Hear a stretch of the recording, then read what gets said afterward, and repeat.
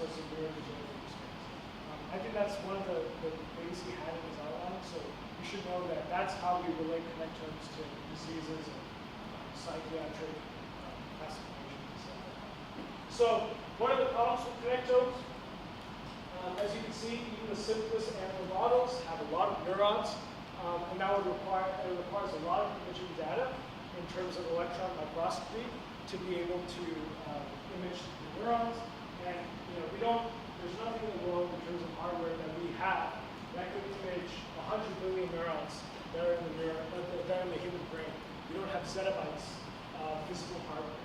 So this is obviously the problem that scientists deal with, is how do we map the brain if we don't have the data processing, the data systems necessary to map out the brain.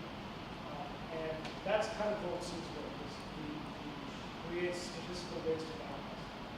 Okay, so imaging at different scales, you should know this from previous experience. There's a difference in functional imaging versus structural imaging. Like I said, I kind of think of it as the difference between physiological imaging versus anatomical imaging. Physiological imaging, EEG, fMRI, electrophysiology, and calcium fluorescent imaging, these things model how neuron activity changes over time. Right? There's some time series in these imaging sequences.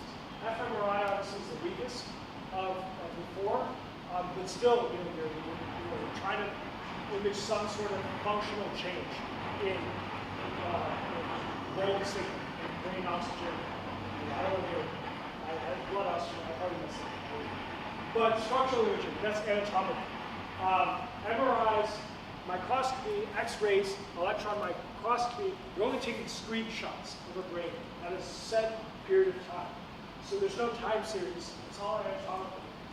However, the resolution you can get, or in terms of, like for example, electron microscopy will obviously give you the best image of the brain, but it won't tell you anything about how the brain changes over time unless you take a bunch of different images. And if you have any experience with EM imaging, you know it takes a long time to process. So it's not an you to extract the brain and kill the animal.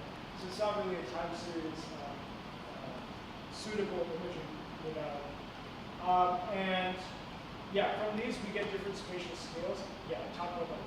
So connectomes with graphs. So we do talk a little bit about graph theory, and I think that's what I really want to focus on.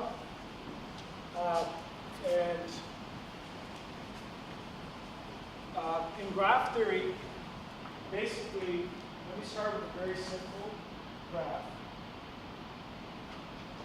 So what is a graph? A graph is anything that has vertices and edges. It's literally, I don't know what other definition. But these are 4 vertices that I'll label as 1, 2, 3, 4. And let's say there's an edge here, and an edge here, and an edge here. So the way you would represent this mathematically as a graph is, like the equation says, you represent graphs as a set of the vector set, the edge set, and the attribute set. Okay? So what is the vector set here? The vector set is 1, 2, 3, 4. The edge set is 1, 3, 1, 4, 2, 4. And attribute, we're not going to worry about for this example. But this is what I'm trying to show you. A graph is any sort of mathematical model with vertices and edges, where vertices are represented by some markers. Here I use numbers, 1, 2, 3, 4. The vertex set is just the set of those edges, 1, 2, 3, 4. The edge set, and the order doesn't matter in graph theory. So 1, 3, 3, 1, same thing. And these are the 3 edges that make up your graph. Now, attributes is the important part when we're talking about connectomes, because attributes are the ones that will tell us about these connections, or the nodes. They're the ones, for example, that could tell us that these 2 nodes are a specific type of neuron, or that these nodes are, inhibitory neurons, for example. And so attributes is where, so what I'm trying to say is graphs and edges are kind of anatomical, and attributes are the ones that can also be anatomical, but also have a time series, information stored in it. So this is a graph. Does anyone have questions about a graph? Okay, cool. So connectomics is basically trying to reduce this big complicated thing that is the brain into a graph that we can mathematically understand. And that's what this picture is making. You see, it's like it's a very rough drawing. I don't know if it's accurate at all. It's just like a clip art or something. But that's kind of the approach that we're trying. Okay, neurocartography, mapping the brain, right? You need to know these three different scales of imaging modalities. So this first imaging modality, MRI, voxel size is very big, so resolution is terrible. But the good thing is that it doesn't take a lot of data to store one cubic millimeter. A vertex in an MRI represents an entire brain region. So that's terrible. That's terrible. I mean, if you're trying to map the brain and you say, you just say you have 4 lobes, obviously it's not that extreme, but it's a terrible way to map the brain because you have no spatial resolution. Terrible spatial resolution. Edges are the fiber streamlines. So these are like the big fibers that you can see in an MRI, the corpus callosum, things like that. You can't really see individual axons in an MRI. And the attributes, for example, would be count, strength meaning like the connection strength between certain neuron or certain brain regions, or strength in terms of vision. And so those are the attributes, because as you know, the strength of the intensity of an MRI image is proportional to density, right? So that could be something you store as an attribute, that this brain region is this density, and this brain region is this density. That's something you can find from MRI. But again, MRI is very inaccurate. Okay, now this next imaging modality.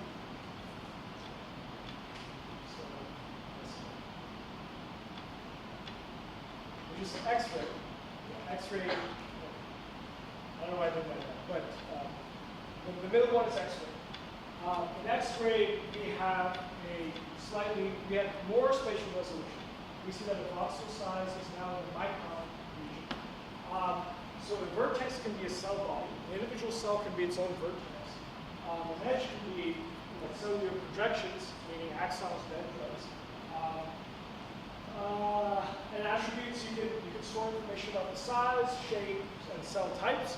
And finally, electron microscopy. Again, you can have a vertex be a single neuron. Edges being synapse attributes, so very specific information about axons and dendrites. And then the weight and cell type, branching angle, all this stuff you can't do in X-ray, you can do in electron microscopy. Does everyone understand that? The different modalities of the scales. So, I don't know why I did this, but this is just a cool kind of comparison of the different modalities. So the problem that we're dealing with here is that we have a lot of information. So we need some sort of pipeline that allows us to focus on the stuff that we care about, and also store the other information in a way that's feasible in terms of the hardware that we have available. This is one such pipeline. You don't really need to know the different steps in the pipeline, but just know that they take these different electron microscopy images, and they extract features. So they do dimensionality reduction. They only care about the synapses or as such, or the membranes, and just based on those features, they reduce these big images into small maps that they can create these 3D models. And even the best algorithms require human proofreading, and that's very tedious. In fact, this previous scientist that's cited here, Bobby Kasturi, he's actually very famous for connectiveness, and the famous story is he spent like 7 years doing hand model or hand tracing when he was a grad student. So like it's very tedious, and it's impossible for someone really to do all that. And Any questions about that? Okay, I'm going to try to get to this one. I think this is the most important part, is the rich club index. So a rich club is just internally made up to mean like networks, specific networks where high degree hubs, so meaning neurons that are connected to a lot of different things, are connected to each other by short paths. So in order to understand that, I think it makes more sense mathematically about what the rich club coefficient is. So in this graph, it's important to understand what degree means. Degree is, for each vertex, is the number of other vertexes it's connected to. So the degree of this would be 1, because it's only connected to one other thing. So degree is 1.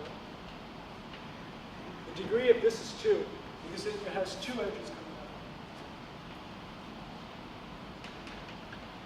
The degree of this is 2. The degree, I'm just going to put D this one.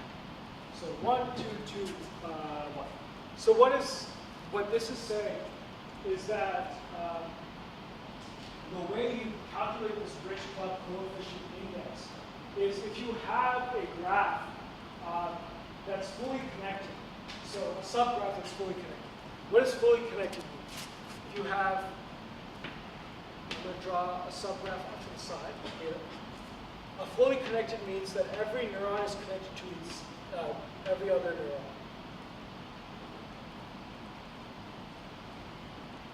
Where's Fortune's?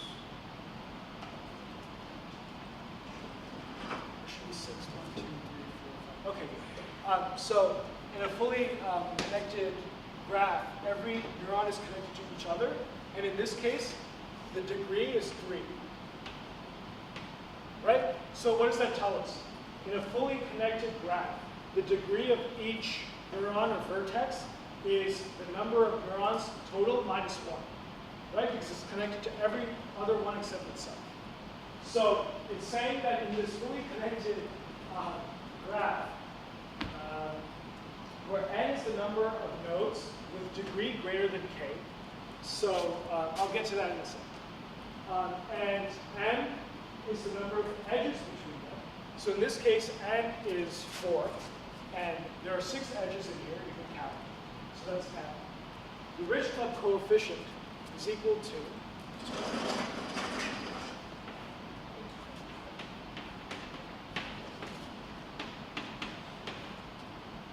I'll explain why this is, or what this means.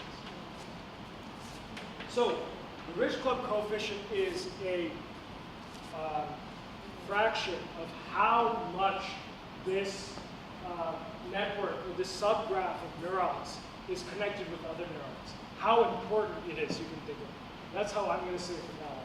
Rich club, if you're in the rich club, you're very important. So, in this case, what that means is this on the denominator represents the total number of possible edges in a subgraph. What do I mean by that? In a fully connected, excuse me, in a subgraph, where, like this one, right? Like I said, there are 6 edges, and how did we calculate that?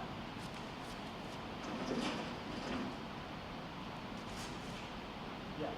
So there are 6 edges, but in this case we have bidirection, or direction matters, right? So 4 times 3 is 12, right? And the reason why it's 12 is because each edge you multiply by 2 because you can go one way or the other way.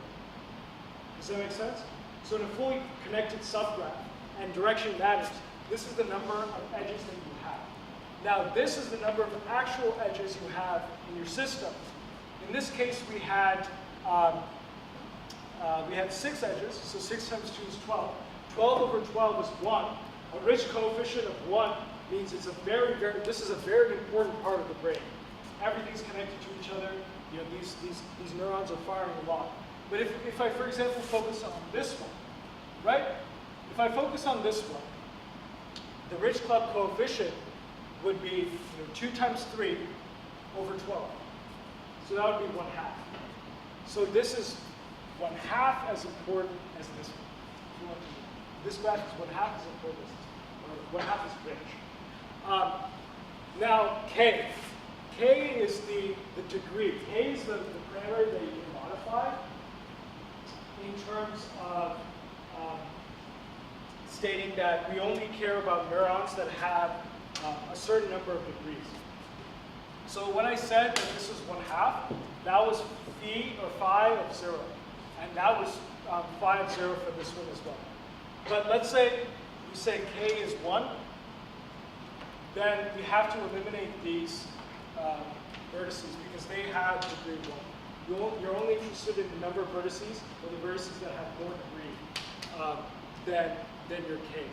And the reason why we have that, the reason why we can't modify K is if you look at this graph, what's going on here, is in the center you see these hubs, right? You see these neurons that are connected to a lot of different things. And if we employ this technique with Richard coefficient, and we track it over time for certain neuronal regions, we see that this is the rainbow. So if you just create a rainbow mass, which we're talking about. This shows that this certain region of the brain is very important, that even as you increase the degrees for the threshold of the Richard coefficient, you still have a high coefficient. Any questions on this? Do people see how I derived that coefficient, or how they do it? Cool. So conclusions on Dr. Johnson's part. Connectomes are more than the sum of their parts.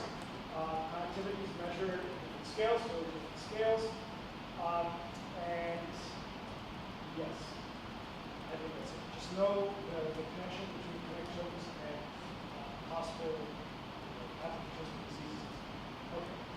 We've got 20 minutes left. I'm sorry to talk so long, but I'm going to try to get through most of this stuff, and if you want to hang around or have questions about it, feel free to ask. So I used a few slides from Johnson's that I think really this stuff out. This is to show that connectomes are meant to be functional. They're meant to have information about genetics, activity, neural activity, and behavior. And that's supposed to modify it. So think about how difficult the problem was when we were just trying to map out the neurons. Now we have all these different variables we care about, so it's even more difficult. So the question is, how do you incorporate all this stuff in a connectome model? And we have these different projects that we talked about. I guess the important part here that is synaptic weights are estimated through a genetic algorithm. I don't think we need to know much about how it's done, but know that the weights are predicted in these connectomes based on someone's genetics, on the animal's genetics. Okay, random graphs. Random graphs, very important concept in graph theory and probability. Basically, the random graphs that we're going to deal with are vertex fixed graphs. So, again, 4 vertices. In random graphs, we basically assign probabilities that there's a connection between 2 vertices. So it's not certain that there's going to be a connection between vertex 1 and 3 and vertex 1 and 2, but there's a probability, and the way it's written, and I believe, if I'm wrong, please let me know, that B1 is adjacent. You don't need to know that. But there's a probability that an edge exists between all these different vertices. Okay. And it's not certain. Now, the simplest random graph, or I guess before we get to that, I mean, does anyone not know what independence is in probability or wants me to talk about independence? Just know these axes. Okay, so the simplest random graph is the Erdos-Renyi model. It's denoted as ER times the number of vectors, number of vertices times the probability. And what this says is if you have a random graph of n fixed vertices, And P denotes the probability that a vertex exists between any two vertices. So if you've done probability or combinatorics, you know at maximum there are n choose 2 vertices. And P gives you the probability, based on P, you can determine how many vertices will exist in the system. So these are two Erdos-Renyi models that are, here we see that this one's 40 vertices, they're both 40 vertices. But this one, the probability that a vertex exists is 0.02, and this one is 0.05. So you see in the 0.05 model, more edges exist. That's Erdos-Renyi. It's very simple. And the probability of m edges in a Erdos-Renyi model is p to the m times 1 minus p over n choose 2 minus m. I don't know if he mentioned this, but I think it's like the most basic thing you need to know about the Erdos-Renyi models is that if the probability of m edges existing in an Erdos-Renyi model is given by this equation. Why? Because, again, n choose 2 is the maximum number of edges you can have. You subtract the number of edges that you do have, because the probability is both the probability of m edges existing times the probability of n choose 2 minus m edges not existing. Okay? So I hope that makes sense. And I recommend you know this for the exam. So that's Erdos-Renyi. It's very simple. Again, it assumes that the edges between any two vertices is independent. It's called IID, Independent Identical Distribution. Okay, now we talk about blocks and graphs. So in a graph, you can have blocks which are called so because they're maximally biconnected subgraphs of a graph G. So what do I mean by that? Basically,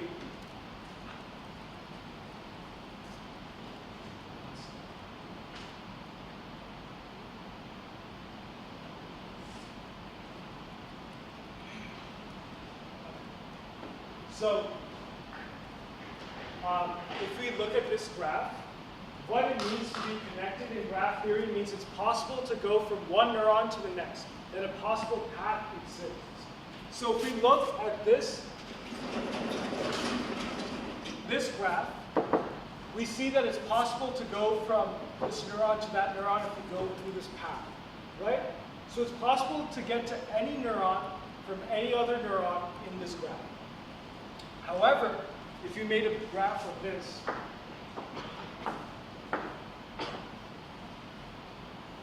if you're in one of these three vertices, it's impossible to get here.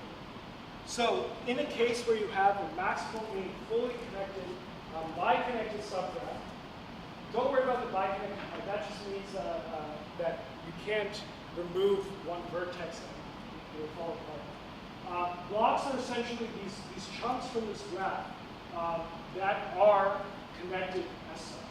So if you look at 2, 5, and 6, 2, 5, and 6 in this graph, you see that they form this triangle, meaning that all of those vertices are connected to each other. And then 3, 4, 5, 3, 4, and 6, 7. 3, 4, 6, 7. These vertices are all connected to each other. They form a block such that if you remove one of the vertices from the block, the other three would still be there. That's the whole point of the block. And in 1.7, anytime you have a sort of isolated connection, it's going to be there. It's called a two-path. The video's probably running out of any questions about blocks? I know it's a very terrible explanation, but it does require some graph theory knowledge. And I did, for these PowerPoints, I'm pretty sure I put like this, links. Please read the papers and the links, because if you're confused, because they'll provide knowledge. Yeah. How is 1 and 7 block? So if you look at, in biconnected, the definition of biconnected includes a two-path subgraph, meaning if you have just two vertices that are connected by one line, like 1 and 7, it's possible to go to connect from 1 to 7 and 7 to 1. It's a trivial example, right? So anytime that you have an isolated line like that, where 1 is not connected to anything else, but 7 could be, doesn't matter, but it's connected to 1, then you have a block in the graph. Stochastic block modeling is so these models that I'm going to talk about now are how do we come up with graphs. Because they're random, what is a way that we can generate graphs that are important things? So you have the following parameters. You have n vertices, and you partition these vertices into different classes or communities. For example, if I had, I don't know, if I had like 256 neurons that I got imaging data from, and I know that some of them are interneurons, and then some of them are ganglia neurons, or things like that. You form these communities based on the attributes that I was talking before, and they can be different communities based on different things. I don't need to say that it's just based on cell type or anything like that. And these are disjoint, meaning that no neuron can be in two communities. Does that make sense? So you need to have these communities set up such that there's no overlap in the communities. And so an R by R matrix of edge probabilities tells you how likely it is to have an edge from a neuron in one community to a neuron in another community. It also includes the probability of having edges within neurons of a community. Okay? So what I mean by that, for example, if it's more likely to have a connection between two ganglionic cells than it is to have a connection between a ganglionic cell and an interneuron, then you can increase the probability of this happening within itself versus the probability of connection between these two. And if you look at the matrix, it's an R by R matrix. So the diagonal is going to be your within community connection probabilities, while your other non-diagonal elements are going to be the probabilities of connections between the ith community and the jth community. And the problem with stochastic block modeling is it doesn't specify which neurons are more important within communities. I think we're going to get to that next. But it does allow you to model differences, for example, in connections based on communities and being in a community or not being in a community. Any questions on SBMs? Okay. Yeah, and like I said, the edge set is sampled so that the probability between any vertex in one community to another is the same IPI. Now, for degree-corrected stochastic block modeling, I just pasted this block of text because it explains it better than I could, and I shared the paper with you. But basically, that's the problem that I was saying, that if you have, for example, you have one community here called C1 and C2. And you have 3 neurons here, but this neuron is more important than the other ones. That neuron there. And then you have 3 neurons here. Similar situation, you have one that's more important than the other ones. In SBM, in just standard SBM, there's not going to be a difference in the connection probability between any of these, so long as they're in different communities. However, in degree-corrected stochastic block modeling, it allows you to say that this neuron is more salient, it's more important, and it's more likely to connect with the neuron in a different community than this one. So if you look at this text, if you have the time, you see that the data parameters, data I over there, data 1, data 2, data 3, that basically says how important, the degree of importance of each neuron in these different communities. And it allows you to modify that probability so that it's more likely that a more important neuron has more connections outside the community than a less important neuron. Does that make sense? Degree corrected SBM? But look at these papers, they're actually interesting and well explained. Okay, random dot product graph model. Basically, you represent Here you take the dot product between two vectors that are associated with the end nodes. What do I mean by that? So remember what I said before, that the dot product is kind of the measurement of similarity. Well, in this case, we have these d-dimensional latent vectors. Latent basically means that the map that we're mapping these vectors on aren't very important. They're just, for us, important in terms of distinguishing the similarities between different outcomes, different vectors. And so the way we create our edge probabilities in this case is a modified version of the Erdos-Renyi model. Basically, if the dot product is greater between two vectors of neuronal activity, then the probability an edge between them is higher than versus not. Okay? I don't want to spend too much time on this. I'm already at 7:23. So if you stick around, you're curious about this anytime. Because it's very interesting math. Okay. Now, you're asked to understand the relationship between model complexity and fit into the data. Here are two representative plots I've found in some papers.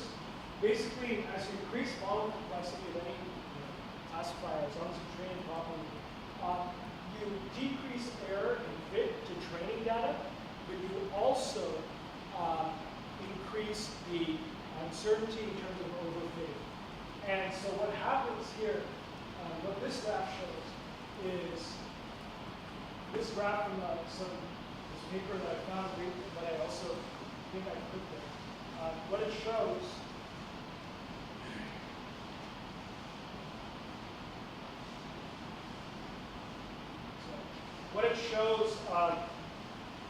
is that as the model complexity increases, so this is kind of a cost function created that you increase the cost as the model complexity increases. You think of it as if you want a nicer car, you have to pay more for it. So if you want a nicer model, you pay more for it. So the cost is increasing. However, when that happens, the classification accuracy on your testing data decreases. The reason for that is because you're overfitting to your training data. So that's kind of the game you play. Is first, you don't want a model that's too complex to begin with, because then your computer can handle it.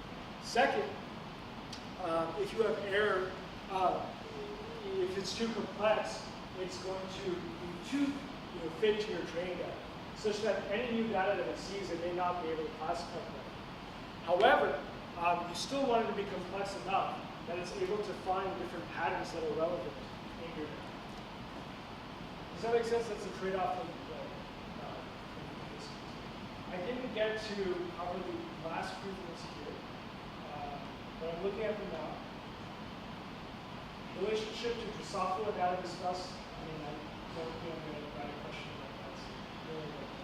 But I think the last thing that a lot of people have questions on